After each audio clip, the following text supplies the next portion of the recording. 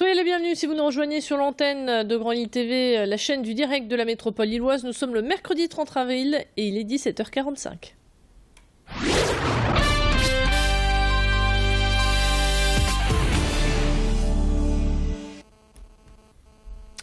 Ils décorent les jardins et sont particulièrement bons. Le muguet sera à l'honneur demain à l'occasion du 1er mai. Au fil des années qui passent, cette tradition qui symbolise le printemps et le renouveau ne perd pas une ride.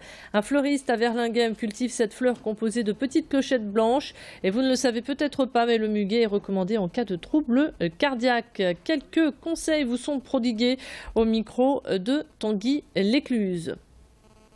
Ce qui est toujours très très chic, c'est le vert et blanc, ce qui se vend le mieux.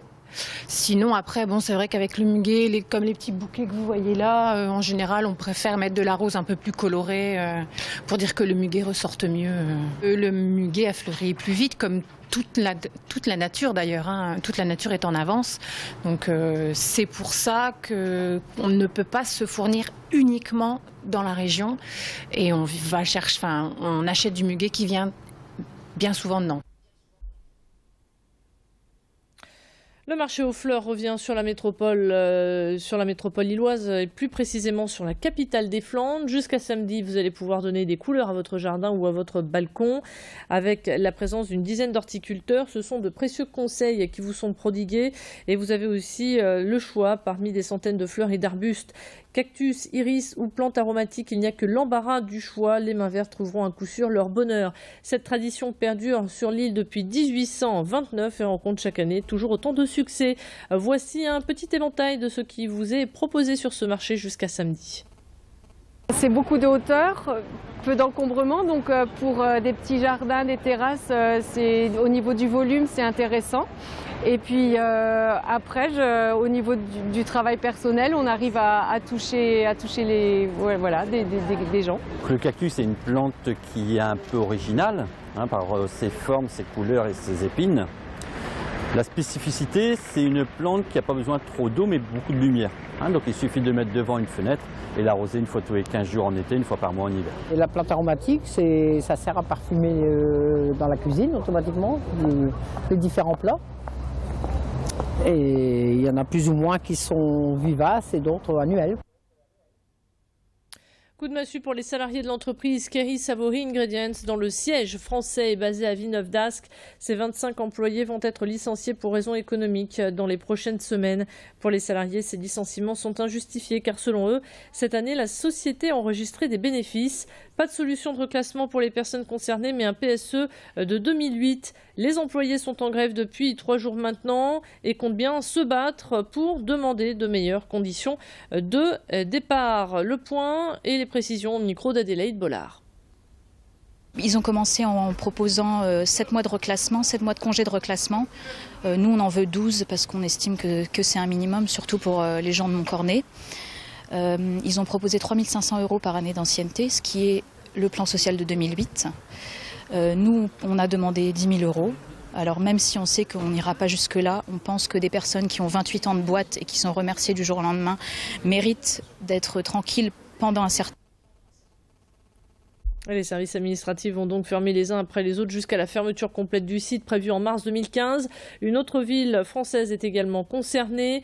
L'entreprise irlandaise va délocaliser sa production en Angleterre. La société Kerry Savory quitte donc la France et s'apprête très certainement à laisser sur le carreau près de 400 salariés. On enchaîne avec une idée de sortie. Si vous ne savez pas quoi faire les prochains jours, alors pourquoi ne pas tenter une sortie en famille autour de la Deûle. Trottine Nord et l'Office de tourisme Val de Deûle proposent une sortie pour faire découvrir aux grands comme aux petits le fonctionnement des écluses ou encore l'évolution des chemins de halage. Le tout sous forme d'un rallye question. Vous serez incollable sur les industries qui bordent la Deûle, son histoire et son environnement. Une balade culturelle et touristique qui plaira très certainement à toute la famille.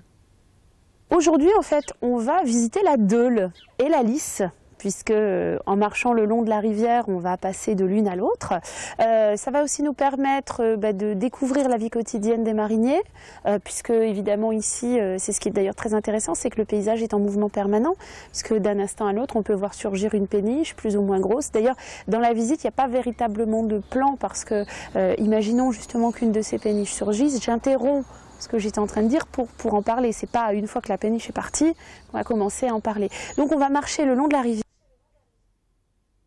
Gros plan à présent sur un site internet qui rencontre actuellement beaucoup de succès. Erdo.fr est un portail qui met en relation les employeurs et les candidats désireux de travailler dans la restauration ou l'hôtellerie. En l'espace de 2 mois seulement, 800 profils ont été rassemblés. Les recruteurs n'ont qu'à sélectionner les profils qui les intéressent. Certains, pour avoir plus de chance, postent même une de leurs recettes favorites. Il faut dire que le secteur de l'hôtellerie et de la restauration se porte plutôt bien, avec près de 39 000 salariés rien que dans notre région. Erdo.fr n'est pas qu'un site de rencontre, c'est aussi l'occasion d'échanger sur une passion commune. Le point avec son créateur Romain Petit qui était sur notre plateau ce matin. Je suis un passionné de cuisine et je trouvais ça de mettre ma passion de côté dans le cadre de ce projet. Et j'ai décidé de m'en servir, tout simplement, donc pour me référencer et surtout pour prouver que je connais les métiers de l'hôtellerie-restauration. Donc à travers des recettes gastronomiques qui sont publiées toutes les semaines, que je découpe en 7 techniques en vidéo. J'explique comment on la réalise, tout simplement, du lundi au dimanche. Le but, c'est d'être un débutant le lundi et un expert le dimanche, et de prouver ainsi à ma communauté qu'Erdo.fr, c'est pas seulement du recrutement, c'est avant tout des passionnés dans l'hôtellerie-restauration, et qu'on connaît très bien nos métiers, et c'est la raison pour laquelle on s'est lancé dans cette aventure. C'est ainsi que s'achève cette édition. On se retrouve dans un instant du côté du ciel. À tout de suite.